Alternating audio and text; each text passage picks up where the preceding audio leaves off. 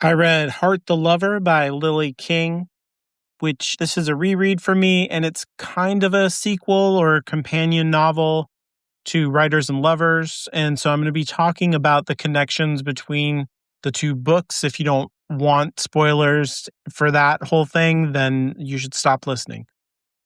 And so, as of the time of this recording, this is the latest Lily King book. I picked this up like as soon as it came out and read it right away. And I don't think that I realized that it was a kind of sequel-ish situation to Writers and Lovers at the time. But I did like notice resonating like plot elements and things like that. But some of her other books I feel like have things that are in common. And so I was like, well, yeah, this is just like how she does things. But rereading it this time, I'm like, oh, yeah, this is like explicitly, obviously the same character. And so in this book, the main character is named Jordan. And in Writers and Lovers, her name is Casey. But that Jordan is just like a nickname that she's given by this group of people who are her early college friends. And the book is kind of about an early in her life love triangle, and then the way that that love affects her midlife later. I guess that is a weird, not great summary of this book, but it's a starting off place. So in the beginning of the story, Jordan is going to college, and she goes on a couple of dates with this guy Sam, and they end up becoming a couple. And she goes over to his house. Well, it's not his house, it's the place where he lives, and it belongs to one of the teachers, but he's away in like another country or something. This is like an elite Ivy League type of college, and he's off doing some kind of important research. And so the honor students, which Sam is one of, are living in the house rent free because they're like house sitting his stuff. And so there's a few boys here who all live in the same house together. And Casey, or Jordan in this case, becomes friends with all of them. And her boyfriend is Sam. One of the boys in the place is named Yash, and her and Yash immediately have like strike up a friendship and have a lot of chemistry. And he's the kind of other corner of the love triangle that emerges. And so Sam is the son of a minister, a Baptist minister, I think they say. And he is steeped in all kinds of guilt and moral rules around sex and sexuality, and also like proper quote unquote behavior, propriety, basically. And Jordan is not bound by all of these kind of rules that Sam is. And so she's very sexual and very affectionate. She's more casual and friendly than Sam all around. And so Sam is like often uncomfortable with her. They get into a lot of fights that originate in his being disturbed or uncomfortable with her behavior and having a lot of resentment for her for not being ashamed of herself in various ways. And whenever they start to fool around or get close to having sex, he kind of freaks out or puts the brakes on things. And then he has like a lot of guilty, conflicting feelings about it. And a lot of their tension escalates into fights that end in some kind of sexual release. And so they're like really dysfunctional. They're really like up and down. This is like, I don't know. I knew a million people like this in my 20s who were couples that like fight, and then kiss, kiss, kiss. And that's how these two are. And it seems mostly around Sam's social hangups that have to do with his religious background. And so they spend a lot of time together. Sam looks down on Jordan's choices to go into creative writing. The kind of class load that she's taking, he considers to be like lightweight and not very serious, and doesn't have a whole lot of intellectual respect for Jordan. But at the same time, it seems like nobody's really expected very much out of Jordan or tried to push herself to become more kind of intellectually excellent or to read more classics and things like that. So she realizes that she kind of has a deficit in this area, especially hanging out with all these boys who are in the honor society of the college. They're just on a different level than her a lot of times. Not that she can't keep up intellectually, because she's actually like, when she gets into arguments with Sam and he tries to like use really big words on her, she slaps right back with equally big words and excellent rhetorical arguments. And so she's his intellectual peer, I guess is what I'm saying, but she's just not as well educated as any of them because she's never either had that opportunity or pushed herself. And so over the course of the semester, they get to a place where they're all going to graduate college and start their life, except for Yash. She wants to hang out with Yash more. The friendship is deep. There's an attraction there that she wants to feel denial about. Sam has made it more and more obvious, like, that he's not interested in taking the relationship out of the college setting into like a more serious space. They spent time with his family for a little bit and it went really, really poorly. His family doesn't like Jordan and he didn't stick up for her. In fact, he was like, my family's right about you. And then he leaves her like this terrible note at the end of the semester that says like, you're the kind of, I think Yash's father, but it's not his real father. It's like his stepfather or something.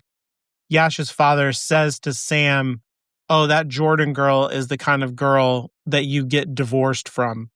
And Sam says that like for the first time he realized that, you know, he didn't actually have to stay with Jordan for the rest of his life just because they had sex the way that his parents taught him. He could leave her and it would be better for everyone if they broke up. And so like it's a really terrible way to break up with somebody. It's so bad. I hate Sam so much in the beginning of this book.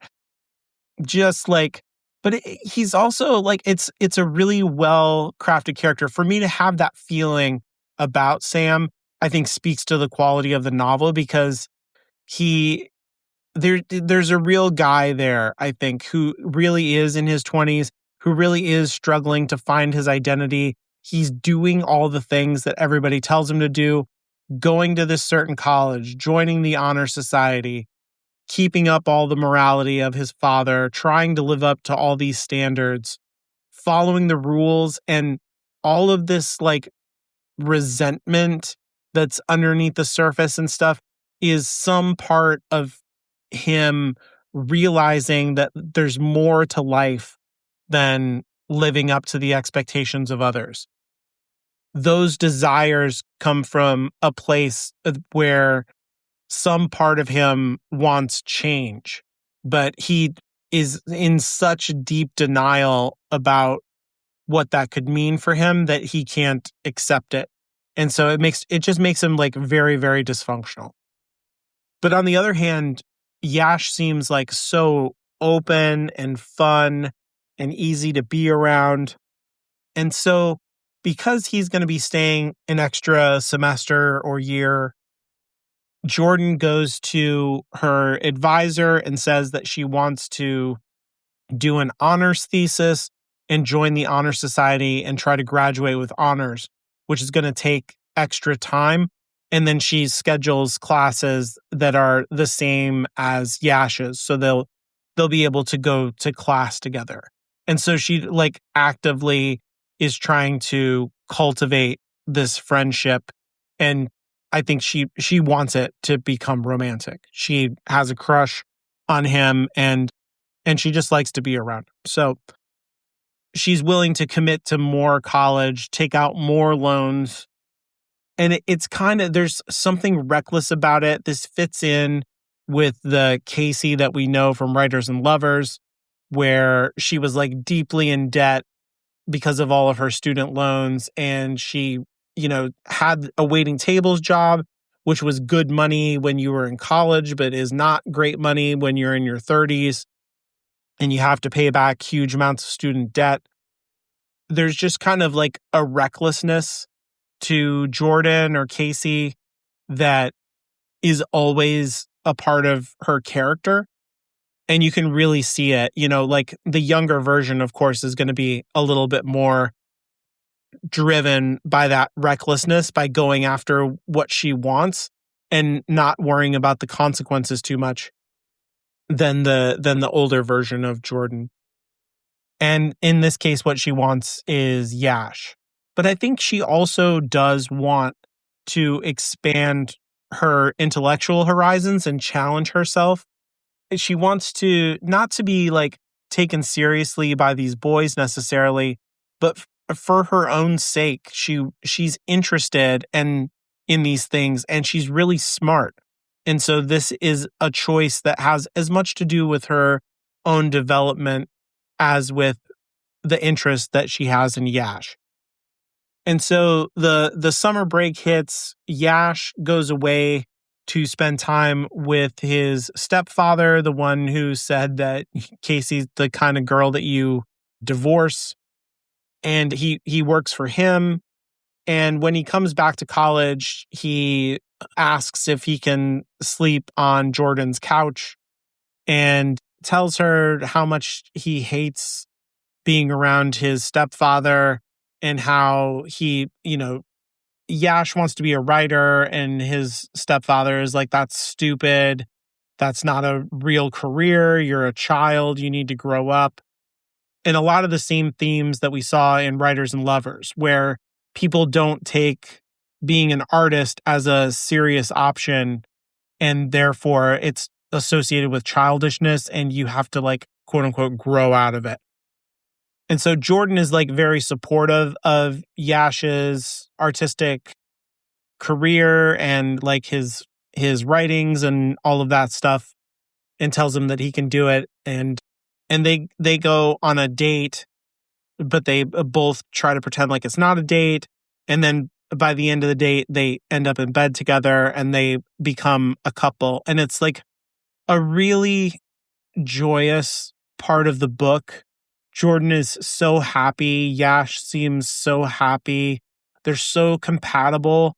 And the love is just like really, really deep. It's the kind of love that people have in their 20s, these deep connections that just like reverberate for a lifetime, I think.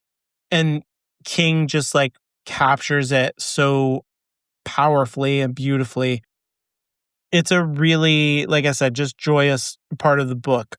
And this novel is like really, really short too. She's moving through everything really, really quickly, but it's all just so powerful simultaneously.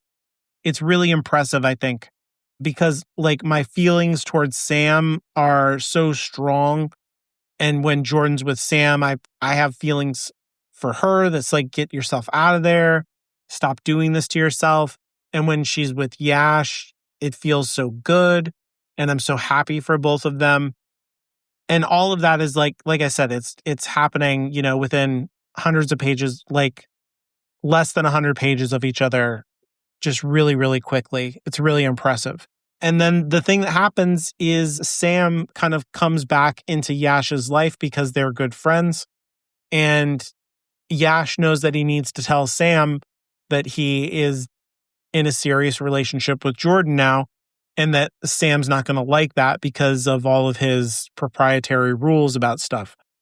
And so he starts to bring it up to Sam, and Sam has such a strong bad reaction to it that Yash kind of chickens out and backs off about it.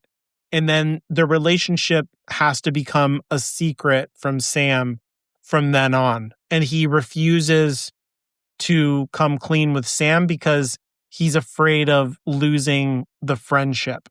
I think there's a lot of things at play here with Yash's behavior. It doesn't just come down to simple like moral cowardice or like an ashamedness of Jordan. Like he seems very proud to be with Jordan. But I think the way that his stepfather treats him and the way that he grew up, he's of a mixed race heritage that has nothing to do with his stepfather, and his biological father is out of the picture. And so I think that he feels a big kind of precarity in emotional relationships with people. He doesn't feel safe and secure with anybody, and he has to create that safety and secureness for himself. It's, in other words, like it's hard for him to trust other people to be there for him. He has to like create his own space to be and then invite those people in. And he's not controlling of the people in his life. He doesn't like try to make it so that Jordan can't be with anybody else. But he doesn't want to create any kind of situation where he has to choose between Sam or Jordan. And Sam makes it clear that it would be completely unacceptable if Yash dated Jordan. Like that would be a deal breaker for their friendship. And so it just scares Yash too much. And so again, I think she captures something about being a young person, the way that Sam is so imprisoned by his upbringing and all of these weird standards that he came to college with. And the same for Yash, these coping mechanisms for living in a home where, you know, he's the only person with brown skin. His father is always disapproving of him. And then when he comes to college, he has all of those coping mechanisms are the only ways that he knows how to socialize with other people. And so there's just a lot of different dysfunctions all crashing into each other with these very powerful emotions of love and need and desire that everybody has for each other. And so like, you know, to say it succinctly, it's being in your 20s in college. Like this is what it is, right? It's a big mess. But it's there's a beautiful, tender thing to the entire experience that King manages to bring out. And even the kind of excruciating behavior that Yash has here kind of underlines the depth of the connection between Jordan and Yash, I think. Like she hurts so much because she cares so much about him. And he hurts so much around his friendship with Sam because it's so important to him. And it feels early in the book of just drop Sam, dude. Like Sam sucks. Like who cares if you lose that guy because you have Jordan? Like that should matter more. But I think the book goes out of its way to show how these connections are vital to our entire life and how trading them for this or that is actually really reckless. And so in so many ways, Yash is playing it safe. That's a thing that's said about him over and over in the story, as, you know, contrasting Jordan's recklessness. And while there's virtue in that recklessness, I think the story brings out a virtue in his careful connection to all of the people in his life. And so things like from there just get worse between Yash and Jordan. Jordan takes some time off of school to go to France because she wants to learn the French language better and to also study abroad. And she just also wants a little bit of space to think about everything that's going on between her and Yash and really like assess where her emotions are on the whole thing. How committed is she really? And so she goes to France and she gets immersed in the language and the culture. And and she writes a bunch of letters to Yash, and Yash writes her back. And the feelings between them don't diminish. And Yash comes to France, and it's like almost like a honeymoon kind of feeling. They're reunited. They're as in love as they ever were.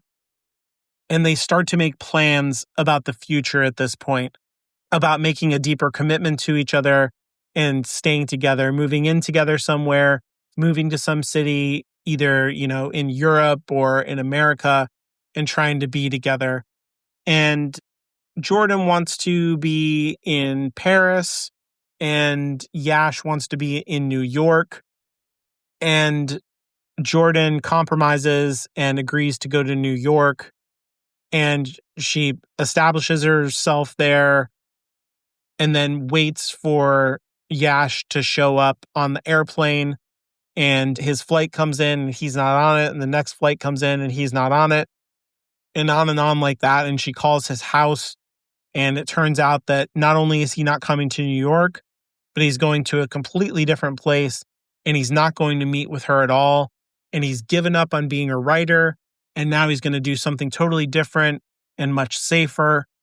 And it's completely devastating for Jordan that this was like his idea to go to New York, and it seemed like he wanted to be with her. But after spending a little bit of time with his stepfather and his family, he just like backed out of everything in her life. And at the same time, we find out that Jordan is pregnant.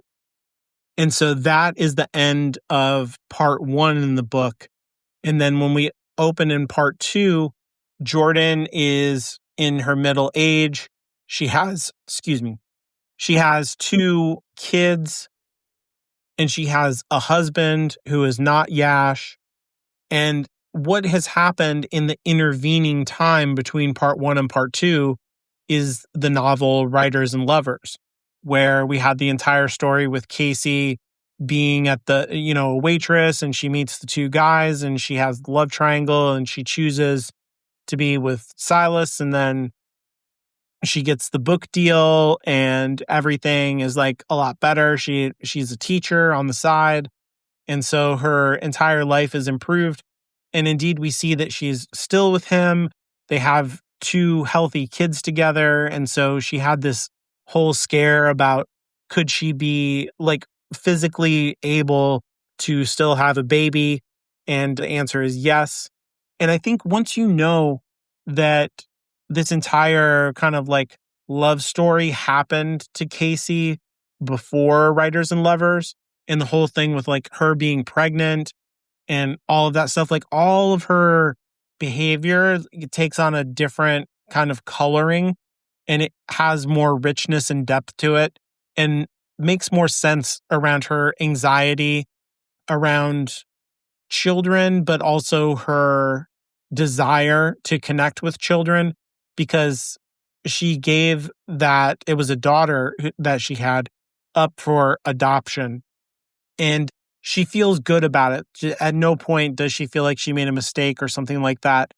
But at the same time, that connection, the chance for that connection was lost to her. And so there's something there, in the connection that she ended up making with Oscar's sons that I think carries over into her relationship with her boys. And the reason that we reconnect with Jordan at this point in her life is because Yash has gotten in contact for the first time in a long time and asked if he could stay over at her place because he's visiting some people around where she lives in New England. And it's been a long time since she's seen him. She agrees to it, and that phone call and asking for that favor is very similar to what happened when he called her up after her and Sam broke up and, wanted to crash on the couch, but that was the beginning of their relationship. And so she's still very hurt by everything that happened. And there's this deep secret about the child that she never told him about.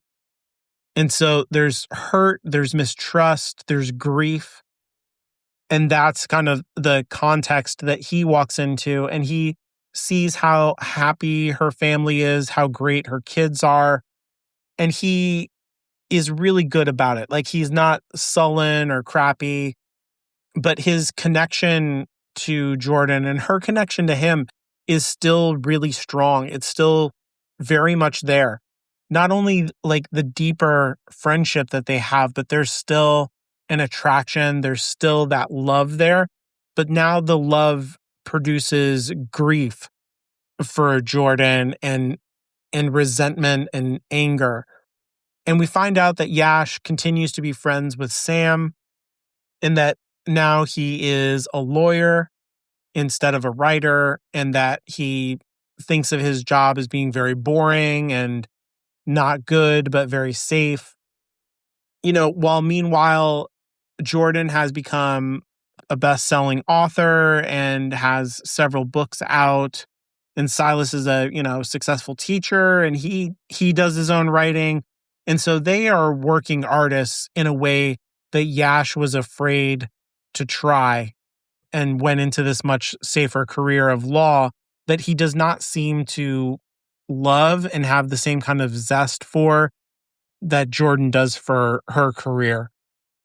But after spending the night, they have breakfast together, Jordan and Yash, and she sees him off, and he leaves, and she has a mild regret that she never told him about the child, but she also feels like this was the right choice. He doesn't deserve to know. She doesn't need to tell him. She's kind of fostering the bitterness in her because of all of the hurt and the way that he doesn't want to talk about what happened or apologize or give his side of the story. So there's a lack of communication there, even though there's still a connection between them. Then we find out that one of Jordan's sons has a sickness that is going to need to have he's already had surgeries. He needs more surgery. He has seizures. I can't remember if they say exactly what it is, but it's very scary. And it gets at this theme that started in part one that has to do with tragedy and with the nature of tragedy. And so when Jordan goes to this honors class with Yash, that they're in some of the same classes, they're talking about like classic Greek tragedy. And the teacher gets into this argument with Yash about the nature of tragedy. And the teacher's position is that the universe is deterministic and fate controls what happens to everyone. And that is the origin of the pathos of tragedy, right? That we are choiceless in the universe. And it's the choicelessness that kind of renders us tragic as beings. And Yash's position is that what is tragic about the world is that it is random. It is not ordered and deterministic. And therefore, it's kind of meaningless and it's hopeless. And the fact that a bad thing can happen to anybody at any time is the real tragedy in life. And that's what Greek tragedy is about. And I don't know where I come down on the argument for either thing there, but I think that theme is encoded into the book to a certain degree, because you can look at somebody like Sam in the early part of the book who sees the world as like very deterministic according to all these rules that need to be followed. And if they're not followed, then bad things will happen and good things will happen if you follow the rules. And so there's a kind of fate encoded in there. And the way that Jordan refuses to go along with the determinism and not follow her fate produces tragedy for Sam. And so, but going against the rules is tragic. It's bad. But a lot of the tragedy that we feel throughout the story in connection to, like the closeness that we feel to Jordan because she's the main character comes from the kind of quote unquote random elements in the world, like how Yash chickens out on stuff, the ways that Sam is cruel to her, the ways that her child has this affliction that there's no cure for or control over, that he's going to have to go through a 7-hour surgery in order to start to fix it. And so life is very, very scary. All of these bad things keep happening. From Writers and Lovers, there's the sudden death of her mother and all of the other random things that are out of her control. Her home getting sold out from under her, losing her job, all of these things like that. And what we come to find out is that Yash is also sick with a terminal illness. So he has an aggressive form of cancer, and he's going to die. And I think this kind of underlines a different tragic sense that I get in the book, that there's a kind of like carpe diem thing going on, right? Like Jordan is really good about seeing what she wants, following her feelings, and grasping onto things with both hands and just like commit, just do it. Like she wants to be a writer. She pours all of her passion and energy into being an artist. She has this love for Yash and she chases after it. She, cultivates the chance that they could fall in love with each other. And when they do fall in love with each other, she grabs onto it and she's like, yeah, whatever. I'll go to New York with you. We'll have this baby together. Like, let's do it. And being scared to follow that in the face of mortality and the needless loss of the joys that love brings is a different kind of tragedy that I think is never articulated in the book the same way that discussion of Greek tragedy was, but is kind of played out in the book.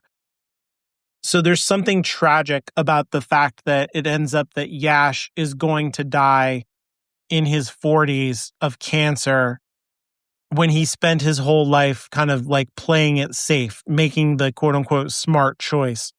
When all of this time, what could his life have been where he could have had an artistic career with Jordan and raised children and on like that? What could have been the one that got away kind of stuff. But at the same time, like, who knows? Who knows how it would have gone? Maybe the right thing happened and, everything worked out for the best. There's just like an element there of, I don't know if it's irony, but when you find out that he's the one who's going to die of cancer when he was the one who was not being reckless. And maybe that goes back to the whole thing of it, just being random, and that's the real tragedy in life. But in any case, this is happening, and Sam reaches out to Jordan and wants her to be there because he's not getting better. He was in a clinical trial to try and get better, but they kicked him out of the trial because it wasn't working. And now he has a matter of weeks left, maybe days. And so the rest of the book is her going to the hospital where he is and working her way up to a confession about the child that they had, and the two of them having a reckoning over the end of their relationship, and simultaneously her coming to understand the value of Sam's friendship to Yash and the way that Yash pulled Sam out of a spiral when he lost his faith and broke away from the rest of his family and his belief system. Everybody in his life abandoned him except for Yash, and Sam wanted to kill himself, and Yash was the only thing that brought him back from the brink. And so there's something there about love and hope and connection, and that maybe recklessly throwing away Sam the way that I felt like she should have earlier in the book would have been a cruel thing to do. The book doesn't lay it down simply that this is the good thing to do, is to recklessly reach for love and connection, against all things, and burn the ships and everyone be damned. Things are more complicated than that. Life is more complicated than that. And so there's a kind of reconciliation that happens between her and Sam that is really satisfying. And she spends more and more time at the hospital. And over, she's supposed to get on an airplane and doesn't. And it's like the reverse situation of her sitting at the airport and waiting for Yash to show up. That's what's happening to her husband, where she's supposed to be showing up because their son is going to have this surgery and they had to fly out to where the surgeon is because it's a specialist and it's really expensive and all this stuff. And her son is scared and she wants to be with him, but at the same time, she needs to make this confession to Yash. And there's just all these confusing feelings happening. And it's also like so sad and tragic the way that he's deteriorating. And at the same time, there's something like joyful and sweet about it, where you see all of these people from Yash's life who come to spend time with him and appreciate him. And you see how important he was to the people that he worked with, and how at the same time, like, everybody keeps coming up to Jordan and saying like, oh, you're Jordan. You're the one who got away. You're the one who broke his heart. He's such a good guy. How could you do that to him? Like, everybody just loves Yash and trusts him so much. And Jordan starts to feel like, her recklessness, quote unquote, of like moving fast and not considering forgiveness or reconciliation as a means to kind of like protect herself from the grief and confusion that the end of the relationship caused her, might have been a kind of mistake, that maybe she also made choices that contributed to a harder life than she necessarily had to have. And so finally, she does come clean to Yash, and it's because of an argument that they get into where they're talking about this very thing, that she didn't give him enough time or space to explain himself, and that she is irresponsible, or she was irresponsible, in her early 20s, and that she doesn't understand the consequences of her actions. And then she's like, don't talk to me about consequences. I was 5 months pregnant with your baby. And this is a huge shock to him. But eventually she tells him the whole story about the adoption and how their daughter is okay, and how she has always made sure to keep her information updated if her daughter ever wanted to seek her out. And he asks her to tell the daughter that he's always rooting for her, in a really beautiful moment of the book that I think is the emotional climax, or like one of the many points in the book where I just burst into tears. And then after they've reconciled in that way, she has to leave to go back to her son and her husband, and Yash dies shortly thereafter. And Jordan, kind of at the end of the story, is more appreciative of being in the moment, of being, present with the people who she's with, and not feeling this kind of eternalism connection that she meditates on. About, she's thinking about time, and how, time is like a really important part of this book, the way that it skips from her 20s to her 40s. But there's a way in which she never left her 20s, and never left that pain and that love and that connection that she had with Sam and Yash. And it kind of exerted a certain kind of gravity over her entire life that made her not totally present for all of the people and opportunities that she had along the way. And so I think when she comes out of the end of the story, she's a little bit more grounded in who she is right now and where she's at and the relationships with the people around her right now, and is not, because, she's done the work of reconciling with Yash and Sam. And so even in Writers and Lovers, Casey was like kind of just running, avoid, avoid, avoid. And there's a certain amount of that she's still up to in her 40s in this book. And it feels like she really arcs into a place emotionally where that is going to not happen so much, where she's going to be even more morally courageous and responsible and present and grounded, while also, I think, retaining all of that wisdom and energy to reach out and grab the things in life that excite her and that inspire love in her. And so the entire experience of her love with Yash and his death has delivered her into a place where her life is even more rich and a place that can cultivate an even more rewarding life, I think. And so, like, this is the second time that I've read the book, and I just really, really enjoyed it. I'm glad that I read it right after Writers and Lovers, and the way that the two books resonate with each other is really interesting choice on King's part.